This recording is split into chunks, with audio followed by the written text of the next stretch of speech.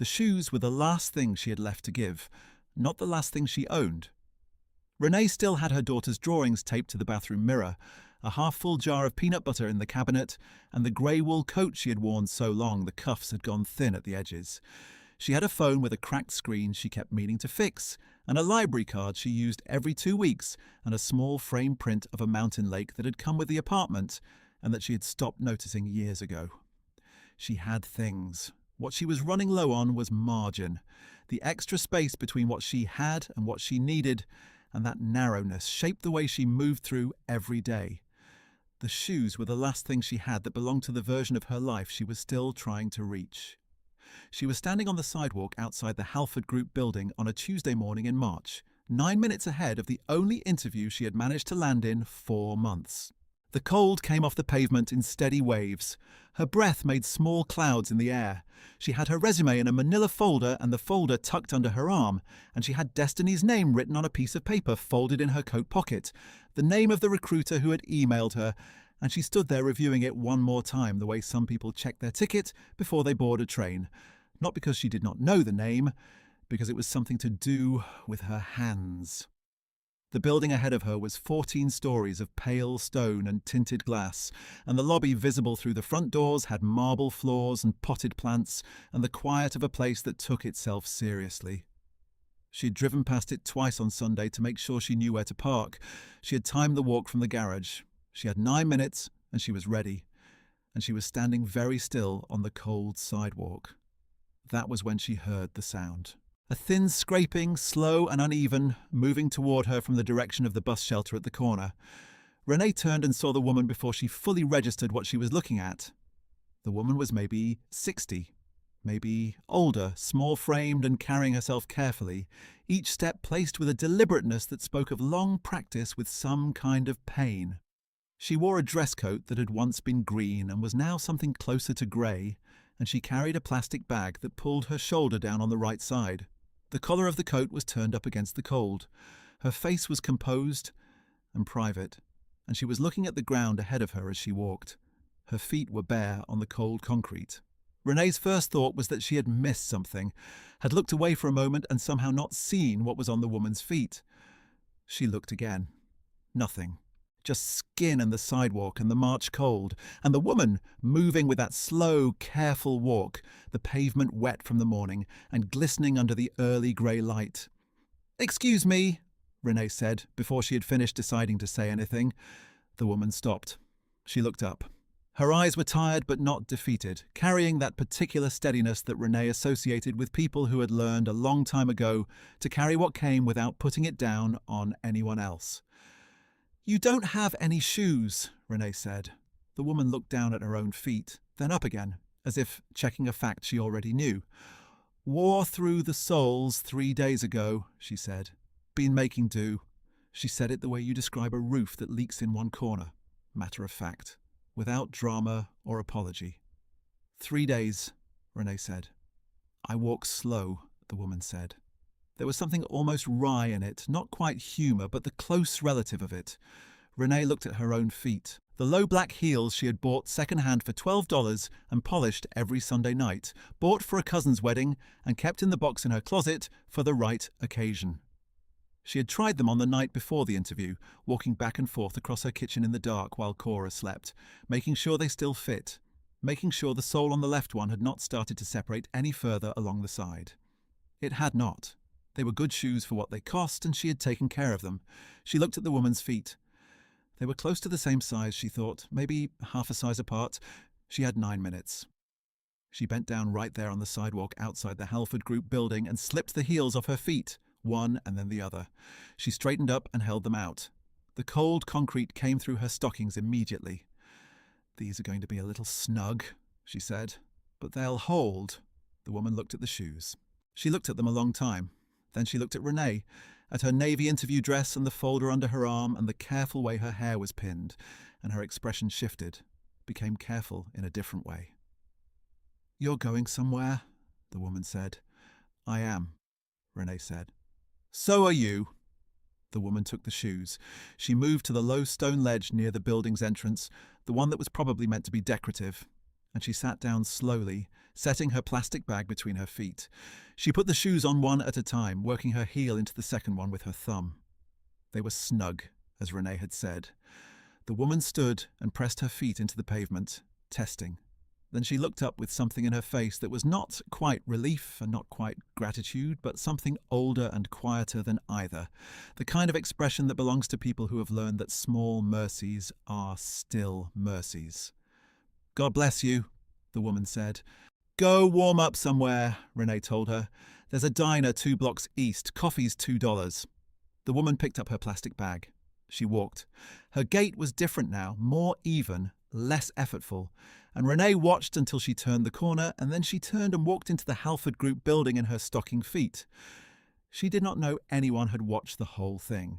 If you have ever stood at that exact intersection of your need and someone else's, if you have ever done the math and come up with a different answer than the one that was easiest, then you already know something about who Renee Park was.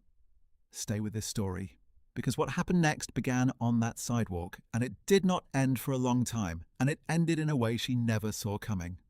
Renee Park was 34 years old. She had a daughter named Cora, who was 7, and who loved dinosaurs with a thoroughness that Renee found genuinely impressive, who could name 12 species of theropod, and who had recently developed a policy of including at least one dinosaur in every drawing she made, regardless of the subject. Cora's theropod appeared in pictures of grocery stores, school buses, birthday cakes, and one drawing of their apartment building that featured a stegosaurus standing in front of the mailbox with what appeared to be a patient expression. Renee had been raising Cora alone for 3 years, since the night Marcus packed his car in a way that made clear he had thought about it carefully and had not thought to consult her. He had left a note that used the word space 4 times, and she had read it twice, and then folded it into a precise square and put it in a drawer and not opened the drawer again for a long time. She did not think of herself as a woman whose husband had left her. She thought of herself as a woman who had a daughter to raise and a life to build, and a drawer she did not open. She had worked reception at a medical clinic for 5 years. Good work, steady and structured, the kind of job you can be good at and go home from and not carry with you, which she appreciated because she needed to save her carrying capacity for other things. She had learned the clinic systems, had cross-trained in scheduling, had eventually been the person the new hires came to with questions. She was reliable in a way that had become invisible in the way reliable things do, until the clinic was acquired by a parent company in October, and the parent company trimmed the administrative staff in what the press release called a restructuring and what Renee called losing her job 3 weeks before Cora's birthday. November had been about logistics, finding out what she could claim from unemployment, stretching what she had, deciding what to cut and in what order. The gym membership, the streaming service she watched after Cora, was asleep. The twice-a-month takeout that had been one of the reliable small pleasures of her week. She kept Cora's dinosaur books, the library card, the phone, the car insurance. She made a list, and she worked it. She did not waste energy on feelings about the list. December was harder in the particular way December is always harder when things are tight, because December insists on itself, insists on warmth and abundance, and the visibility of what you have and don't have. And Renee got through it by focusing on what she could actually do. She made Cora a birthday cake from scratch, which took 3 attempts because the first 2 did not rise properly and she refused to serve either of them. She bought Cora 3 presents she had found on sale in November and wrapped them in paper left over from the year before. Cora unwrapped each one with the systematic attention she brought to everything and said, of the last one, a set of small painted dinosaur figurines, "These are the best ones," and placed them in a specific order on the windowsill by her bed. Renee had sat in the kitchen after Cora was asleep and eaten the last of the cake and thought about what she was going to do. She had spent November and December applying to anything that seemed possible. Cover letters at the kitchen table after Cora was asleep, the apartment quiet around her, the street noise filtering up from below. She wrote each one carefully, specifically, not using templates because she believed the person on the other end could tell the difference. She got 3 phone screens, one offer for a part-time position that paid less per month than her childcare costs. She declined it with a short email that thanked them for their time and cost her nothing to send and very nearly nothing to compose.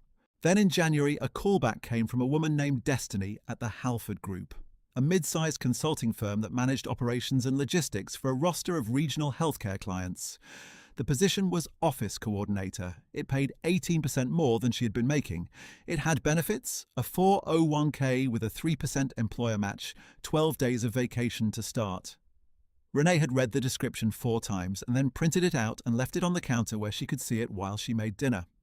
She had spent the 2 weeks before the interview preparing in the way she prepared for everything, with attention and specificity and no wasted motion.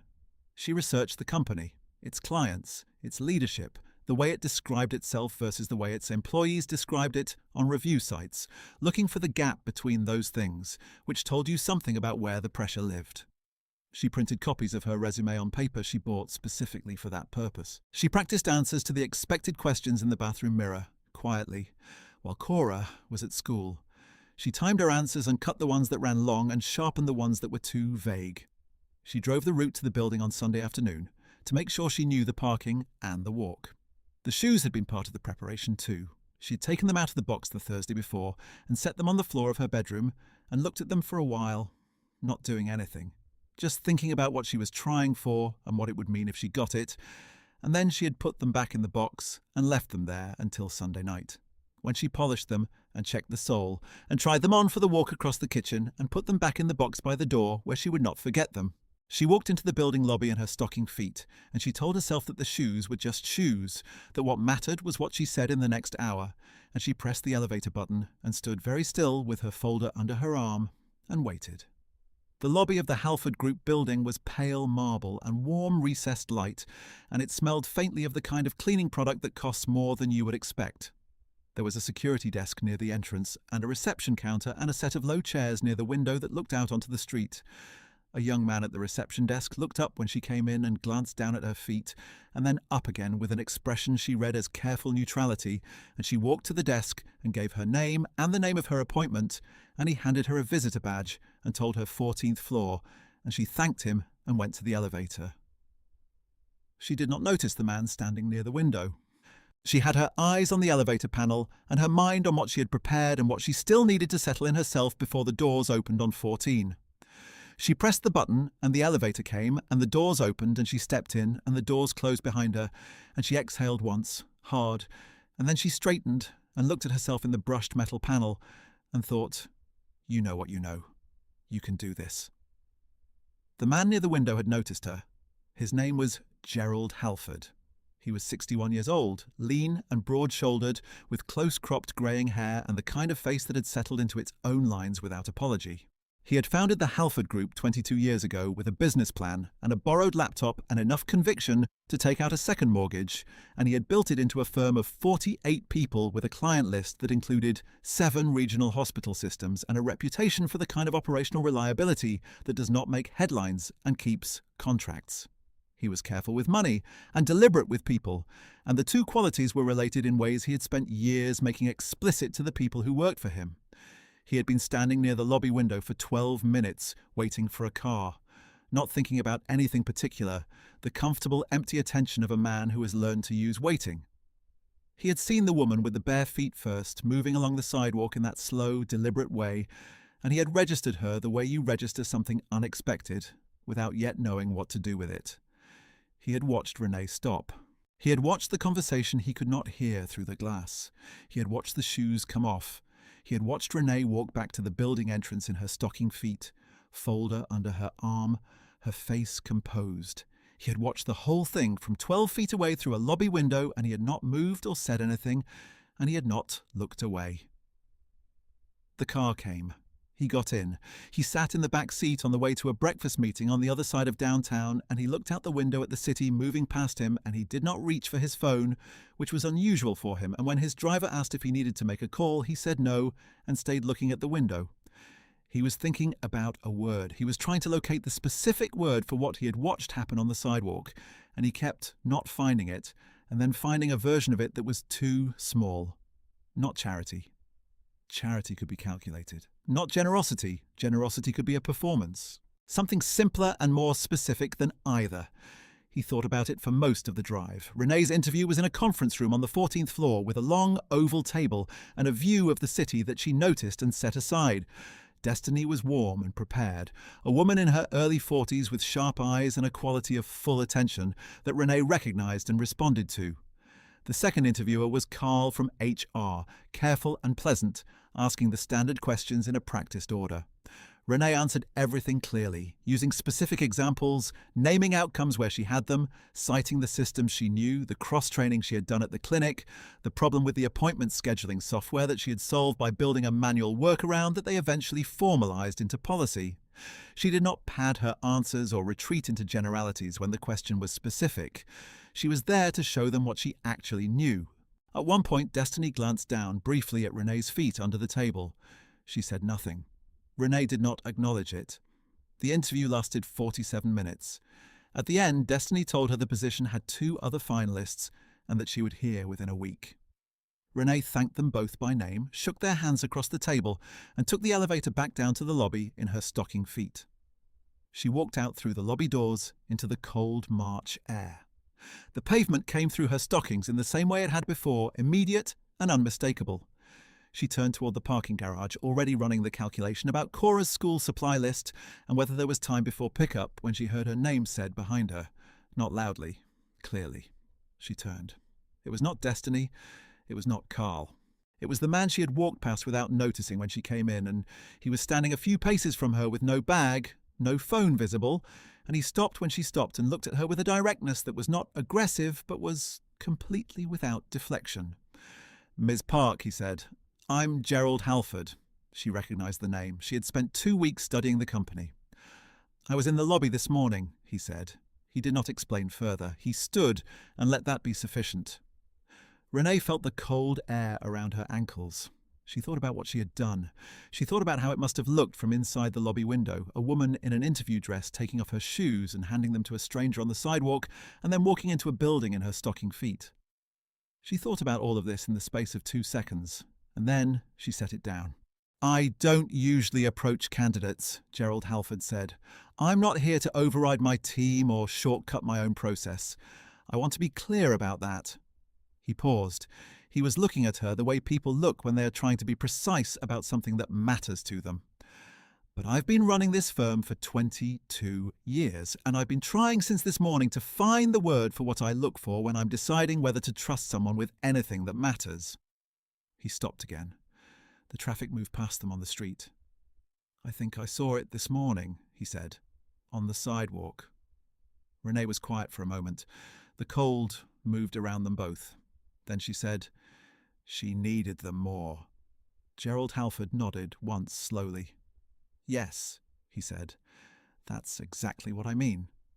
He told her he wanted to bring her back in. Not for the coordinator role, he said, not in the way the original interview had been structured. He wanted her to meet his director of operations. He wanted to talk to her about a different kind of position. He would have Destiny reach out to schedule it, he said, and he would make sure there was no gap in the process. Renee looked at him for a moment. The wind moved her coat against her legs. She said, "I don't have my shoes." Gerald Halford looked at her steadily, and then he smiled, and it reached all the way into his eyes. "We'll find you some," he said. She held his gaze for a moment, and then she nodded once. "Thank you," she said. "I'll look for Destiny's call." She walked to the parking garage. It was a concrete structure 2 blocks from the building, and the echo of her footsteps in it was particular, hollow and flat. She found her car on the second level and got in and closed the door and turned the heat on and sat there with both hands in her lap. The heat took a moment to come up. Outside the structure's open side, she could see a strip of grey sky and a piece of the street below, and 2 pigeons sitting on a concrete ledge, side by side, very still. She sat and watched them, and did not think about anything in a directed way for 3 minutes, which was unusual for her, and which was what the moment required. The heat came up. She set her hands on the wheel, then she started the car and drove to pick up Cora. She did not tell Cora about the shoes that evening.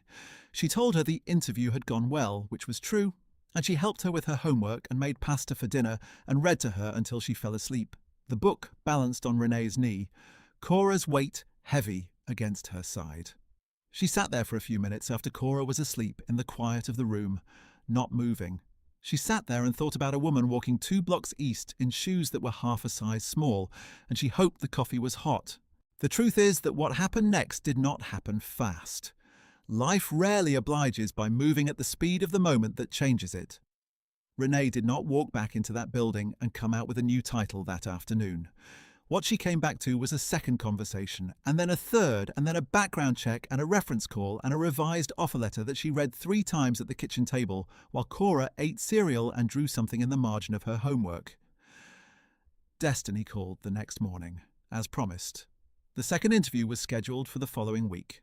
This time the room was different, smaller, a conference room on the 12th floor that looked onto an interior courtyard, and the person across from her was a woman named Yvette, the director of operations, compact and direct, with close-cropped natural hair and the kind of standards she stated plainly because she had learned that ambiguity about standards was its own kind of problem. Yvette asked Renee about her last position in a way that went deeper than what the resume said, asking not just what she had done, but what had worked and what had not, and why she thought so. Renee answered the same way she had answered the first interview, specifically and honestly, including the things that had been hard because she had decided a long time ago that people who asked good questions deserved straight answers, and people who could not handle straight answers were going to find her out eventually anyway. Yvette's follow-up questions were sharp and few. When Renee finished answering the second one, Yvette said, "Good," in the tone of someone checking something off an internal list, and moved on. Near the end, Yvette said, "What do you think is the hardest part of holding people accountable when you don't have direct authority over them?" Renee thought about it for a moment. Not performing the thinking, actually doing it. Then she said, "You have to make it about the work, not about them. People can hear criticism of a piece of work without feeling like they're being told who they are. That's the line." Yvette wrote something on her notepad. She did not say anything else about that. The offer letter came on a Thursday, delivered to her email at 4:17 in the afternoon, while she was at the kitchen table helping Cora with a worksheet about plants. Senior Operations Coordinator, the salary was 26% higher than her last position. Full benefits, the 401k match, 2 weeks vacation starting at higher, and 3 after 2 years. Renee read it through twice without moving. Cora had stopped working on her worksheet and was watching her. "Is it good news?" Cora said. "Yes," Renee said. "How good?" Renee set the laptop on the table. "Pretty good," she said. "Go back to your worksheet." She waited until Cora's attention was back on the plants before she pressed both hands against her face and held them there. Not hiding, just holding herself together in a way that required her to stay very still for a moment, because something that had been tightly compressed for 4 months was trying to release all at once, and she did not want to do that in front of Cora until she had some control over what it looked like. She called her mother. Her mother said, "I told you," which was not accurate but was the right thing to say, and Renee let her say it. She let Cora stay up 45 minutes past her bedtime. They had cereal for dinner because Renee had completely forgotten to think about food, and it was the first thing she could see when she opened the cabinet.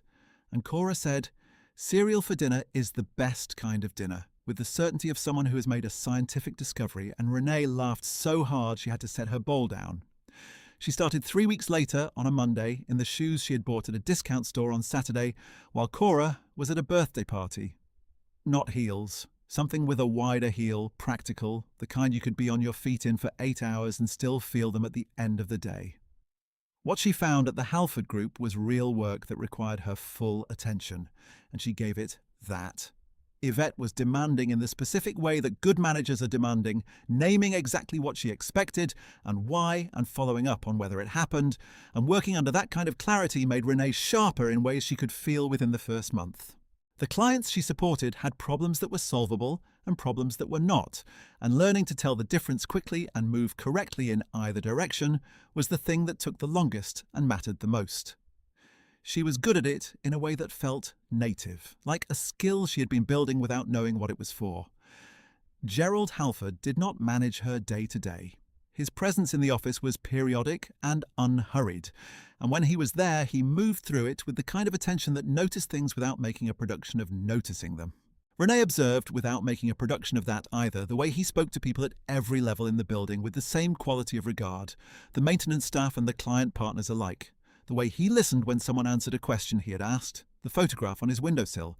She caught a glimpse of once when she was dropping off a folder, a small woman in a church hat, smiling broadly, the picture old enough that the colours had shifted slightly toward gold.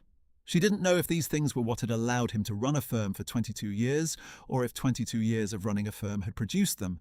She suspected they were the same thing. 6 months after she started, Yvette called her in and told her she was being considered for a team lead position on the client operations side. The title change, a 6% raise, and a set of responsibilities that included mentoring 2 junior coordinators and serving as the first point of contact for 2 of the firm's larger client accounts. She told Renee to take the week to think about it. She took 2 days. She thought about what it would add and what it would cost, and whether she was ready for it, not in the way she performed consideration, but in the way she actually weighed things, honestly and without flattering herself. She said yes on the Wednesday. She had been in the team-lead role for 3 months when Gerald Halford passed her in the hallway on a Wednesday afternoon, not hurrying, and he stopped when he reached her. "How's it going?" he said. She told him honestly. She named what was working and what she was still working out, specifically the 2 things on the larger client account that had not clicked yet, and what she thought was underneath them. He listened. He asked one question, a specific one, about how she was reading one of the client contacts, and she answered it, and he nodded, and she said something she had been thinking, and he stood still in the hallway and held that thought for a moment before he spoke. "You know what I've never gotten wrong," he said. She waited. "People," he said. "I've gotten a lot wrong. Strategy, timing, a few investments that were frankly embarrassing. People I've mostly gotten right."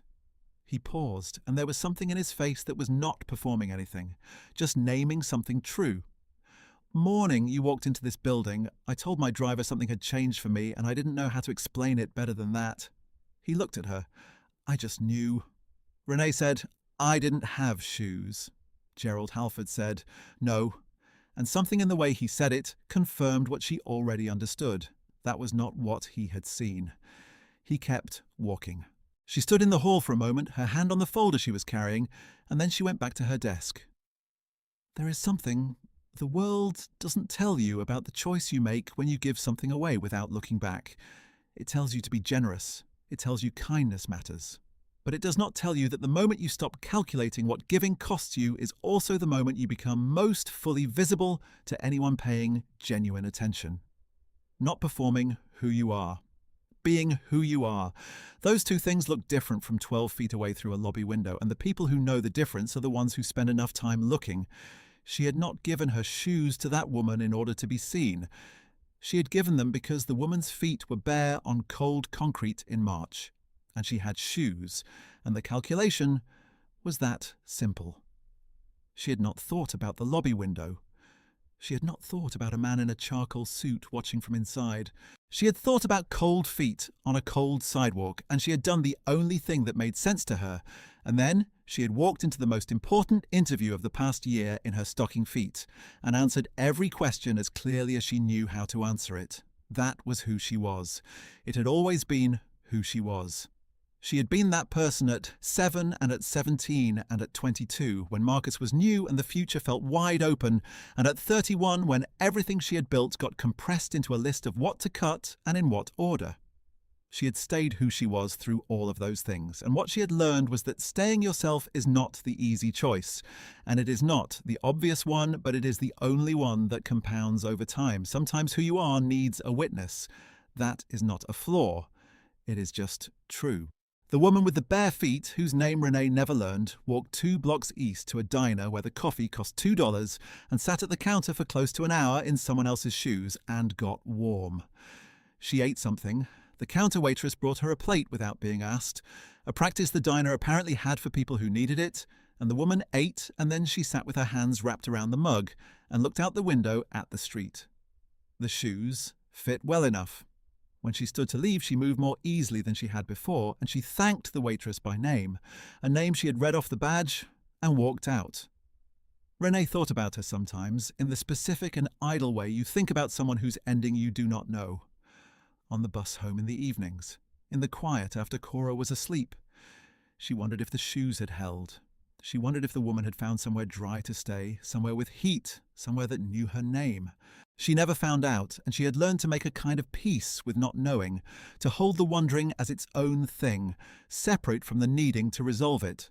Cora started 2nd grade in September of the year Renee made team lead, and came home one afternoon in October with a drawing of a woman in a blue dress standing outside a tall building. The building had a lot of windows. In the bottom right corner, standing in front of what appeared to be a decorative stone ledge, was a small and careful triceratops. Renee put it on the bathroom mirror next to the others. She was not the same version of herself she had been in March. She was the same person, and she was not. The way that being tested and holding and then being given room to grow forward changes the shape of something without changing what it is made of. The woman who had handed her shoes to a stranger on a cold sidewalk because it was the obvious right thing to do was the same woman who sat across from clients and told them clearly what was working and what was not, and what she was going to do about the second thing. The same woman who looked at a situation and did not perform the thinking and did not retreat from the honest answer. The same woman who bought cereal when she forgot to plan dinner and laughed about it. She bought new shoes eventually. Not the same kind. Something with a wider heel that she had read was better for her feet, a practical dark pair she found on a Saturday, while Cora was at a birthday party and she wore them every day for a while, and they wore in the way good shoes do, becoming more themselves. She wore them the Monday she came back after Thanksgiving, when the building was quieter than usual, and the light through the lobby windows was the low gold of late November afternoons. Yvette passed her in the hall mid-morning and glanced down briefly and said, "Nice shoes," Renee said. "Thank you. They fit right." She said it about the shoes. She meant it about everything. She was 45 seconds from her desk when she thought about a woman turning a corner 2 blocks east on a March morning, walking more easily than she had been in shoes that were half a size small and would hold for as long as they were needed. She thought about what it costs and what it does not cost and how long it takes for the difference to be visible. She went to her desk. She opened her email. She started the day. On the cold mornings when the parking garage was dim and the air bit through her coat and her breath made small clouds in front of her on the walk to the building, she sometimes felt the pavement through her soles with a clarity that was almost like memory. She felt it as something settled, not comfortable exactly, but right, the way the ground feels when you know where you're going and why and who you are. She walked in. She pressed the button for the elevator. The lobby was pale marble and warm recessed light, and the quiet of a place that took itself seriously. And she moved through it with the ease of someone who belonged there, because she had earned it, because she knew it, and because belonging is not always what you find waiting for you when you arrive. Sometimes it is what you become, one decision at a time, in the 10 seconds when the math is clear and you choose to do the obvious right thing and walk inside anyway. If this story reached something in you, leave a word below. One word is enough. And if you know someone who gives without counting what it costs, send this to them tonight. There is another story here, a woman who kept showing up for 20 years when no one was watching, and it ends the way this one does. It is waiting for you when you are ready. This story is a work of fiction created for storytelling purposes. Any resemblance to real persons or events is coincidental.